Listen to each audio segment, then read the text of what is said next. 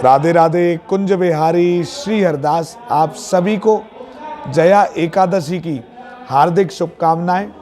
पूरे ब्रजमंडल में फागोत्सव बसंत पंचमी के दिन से ही आरंभ हो गया है और श्री बांके बिहारी जी भी कृपा रूपी रंग सभी भक्तों पर बरसा रहे हैं।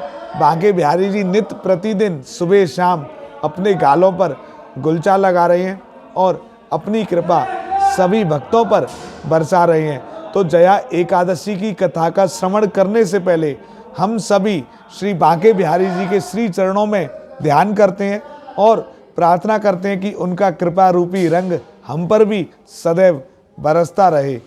नमः कुंज बिहारिण्यै, नमः कुंज बिहारिणे, स्वामी श्री हरिदासाय गुरुणाम गुरुवे नमः। राधा मेरी स्वामिनी, मैं राधे जू को दास, जन्म जन्म मोहे दीजियो श्री वृंदावन को वास। वृंदावन सो वन नहीं, नंद गाँव सो गाँव, बंसी बट सो बट नहीं, कृष्ण नाम सो नाम।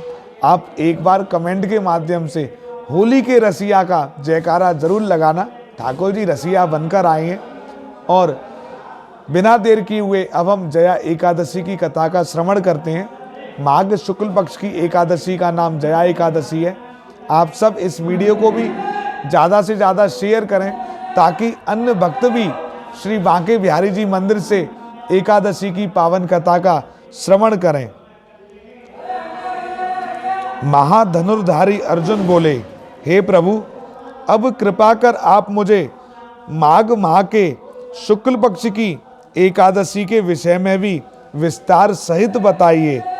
शुक्ल पक्ष की एकादशी में किस देवता की पूजा अर्चना करनी चाहिए तथा इस एकादशी की क्या कथा है और उसके करने से क्या फल प्राप्त होता है। श्री कृष्ण भगवान बोले, हे पार्थ, माघ मास के शुक्ल पक्ष की एकादशी को जया एकादशी कहते हैं। इस एकादशी के व्रत से मनुष्य भूत प्रेत पिशाच आदि की योनि से छूट जाता है। अतः इस एकादशी के व्रत को विधि पूर्वक करना चाहिए। अब मैं तुम्हें जया एकादशी के व्रत की महिमा सुनाता हूँ, ध्यान पूर्वक सुनिए। एक समय देवराज इंद्र नंदन वन में विहार कर रहे थे।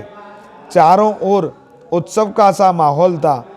गंधर्व गायन कर रहे थे और गंधर्व कन्याएं नृत्य प्रस्तुत कर रही थीं। वहीं पुष्पवती नामक गंधर्व कन्या ने माल्यवान नामक गंधर्व को देखा और उस पर मोहित होकर अपने हाव भाव से उसे रिझाने का प्रयास करने लगी। माल्यवान भी उस पर मोहित होकर अपने गायन का सुरताल भूल गया।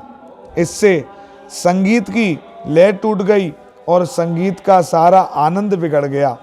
सभा में उपस्थित देवों को यह बहुत बुरा लगा। यह देखकर देवराज इंद्र भी कुपित हो गए।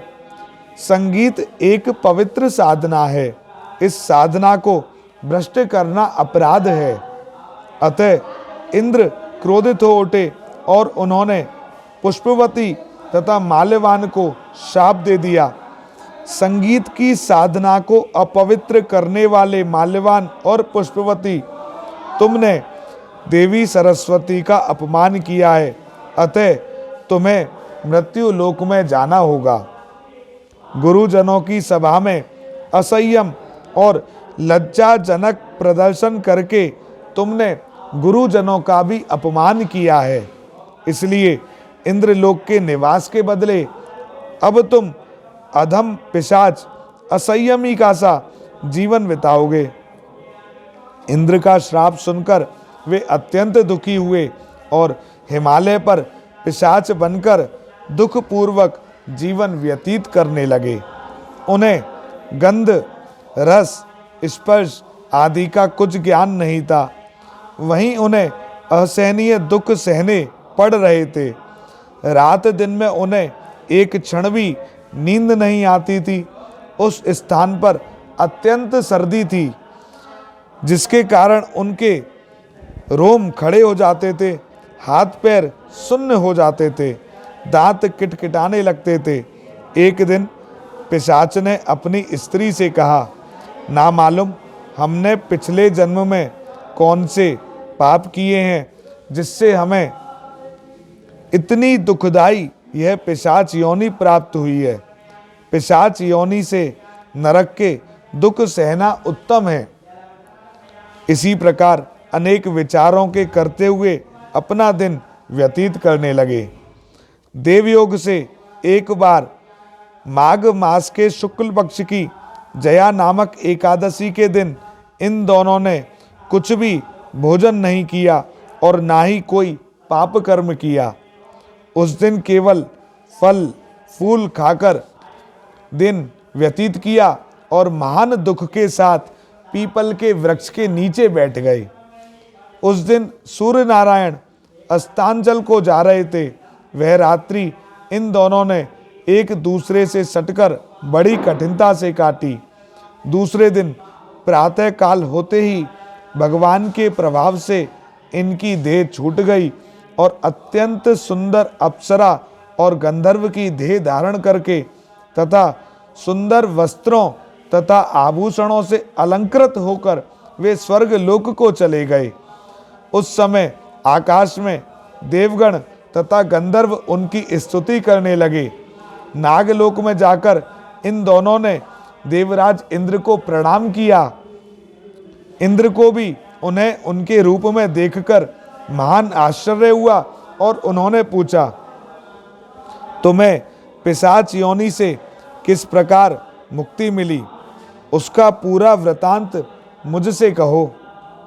इस पर माल्यवान बोला, हे देवेंद्र, भगवान विष्णु के प्रभाव तथा जया एकादशी के व्रत के पुण्य से हमारी पिशाच योनि छूटी है। इंद्र बोले, हे माल्यवान, एकादशी व्रत करने से तथा भगवान विष्णु के प्रभाव से तुम लोग पिशाच की देह को छोड़कर पवित्र हो गए हो, इसलिए हम लोगों के भी वंदनीय हो गए हो। क्योंकि शिव तथा विष्णु भक्त हम लोगों के वंदना करने योग्य हैं, अतः आप दोनों धन्य हैं। अब आप आनंद के साथ विहार करो। हे कुंती पुत्र, इस जया एकादशी के व्रत करने से कुयोनि से मुक्ति मिल जाती है। जो मनुष्य इस एकादशी के व्रत को धारण करता है, उसने मानो सब तप यज्ञ दान कर लिए हैं। जो मनुष्य भक्ति पूर्वक जया एकादशी व्रत करते हैं, वे अवश्य ही सहस्त्र वर्ष तक स्वर्ग में निवास करते हैं। कथासार, संगीत एक साधना है, एक विद्या है। इसमें पवित्रता आवश्यक है। फिर जिस सभा में अपने से बड़े गुरुजन आदि उपस्थित हों, वहाँ प्राणी को संयम और मर्यादा बनाए रखना चाहिए, ताकि गुरुजनों का सम्मान बना रहे। गुरुजनों का अपमान करने वाला मनुष्य घोर नरक भोगता है।